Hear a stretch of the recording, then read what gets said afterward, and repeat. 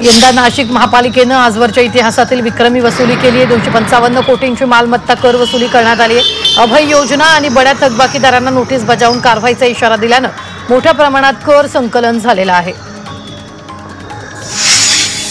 शाळांच्या वेळेत करण्यात आलेल्या बदलाला नाशिक मुख्याध्यापक संघानं विरोध केलाय। शिक्षण विभागानं नवीन निर्णय घेताना शाळा प्रशासनाला विचारात घ्यायला हवं होतं अशी अपेक्षा मुख्याध्यापक संघानं व्यक्त केली।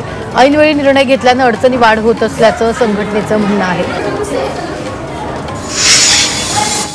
नाशिकच्या मालेगावात एका भरधाव ट्रकनं 2 दुचाकी आणि एका रिक्षाला जोरदार धडक दिल्यानं भीषण अपघात झालाय। तर या अपघातात एकाचा मृत्यू झालाय तर 4 जण गंभीर जखमी झाले। या प्रकरणी ट्रक चालकाला अटक केली असून त्याच्या विरोधात गुन्हा दाखल करण्यात आलाय।